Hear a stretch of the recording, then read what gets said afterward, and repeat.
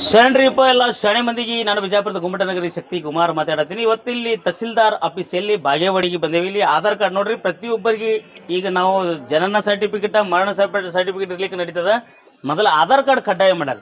Aadhaar card ಕಡ್ಡಾಯ ಮಾಡ್ಯಾರ. ಈ ಗೌರ್ಮೆಂಟ್ ಫೀಸ್ 30-50 ರೂಪಾಯಿ ಐತಿ. ಆದ್ರೆ ಇಲ್ಲಿ ಏನ್ ಮಾಡ್ಯಾರಪ್ಪ ಅಂದ್ರೆ ಇಲ್ಲಿ ಹಗಲತ್ತೆ ಹಗಲು ದರೋಡೆ ಅಂತಾರಲ್ಲ, ಹಾಗೆ ಇಲ್ಲಿ ತಹಸೀಲ್ದಾರ್ ಅವ್ರು ಮೋಸ್ಟ್ಲಿ ಆರಾಮ್ ಅವ್ರು ಊಟ ಗಿಟ ಮಾಡಿ ಮಕ್ಕೊಂಡಿರ್ಬೇಕು ಅನ್ಸ್ತದೆ. ಇವೆಲ್ಲ ನೋಡಂಗಿಲ್ಲ ಅವ್ರು, ಯಾಕಂದ್ರೆ ಅಲ್ಲಿ ಇನ್ಕಮ್ ಬರ್ತಿದ್ರೆ ಟೇಬಲ್ ಬಡ್ಯಾಗ ಬರ್ತಿರ್ತದ.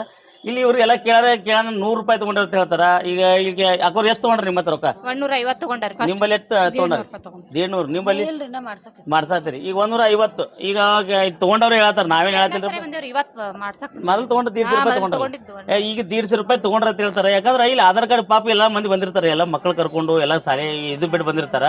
ಈ ಸಣ್ಣ ಸಣ್ಣ ಮಕ್ಳು ಈಗ ಆಧಾರ್ ಕಾರ್ಡ್ ತೆಗಿಬೇಕು 150 ರೂಪಾಯಿ ಕಡ್ಡಾಯ ಮಾಡ್ರಿ. ಇಲ್ಲಿ ಯಾರು ಹೇಳೋರಿಲ್ಲ ಕೇಳೋರಿಲ್ಲ. ತಹಸೀಲ್ದಾರ್ ಅವ್ರು ಕೇಳೋನು ಮತ್ತೆ ಎಸಿ ಅವ್ರಿಗೆ ಕೇಳೋನು ಏನಾಗ್ಯದಪ್ಪ ಅಂತ ಹೇಳಿ. ಎಷ್ಟ್ರಿ? 200 ತಗೊಂಡಾರ BSNL ಆಫೀಸ್ನಾಗ.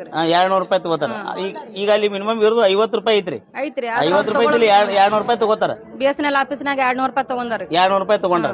ಮತ್ ನೀವು 200 ರೂಪಾಯಿ ಕೊಟ್ರಿ? ಕೊಟ್ಟು ಬಂದ್ರಿ. ಮತ್ತೇನ್ ಮಾಡೋದ್ರ, ಬೇಕಲ್ರಿ ಮತ್ತೆ ಆಧಾರ್ ಕಾರ್ಡ್.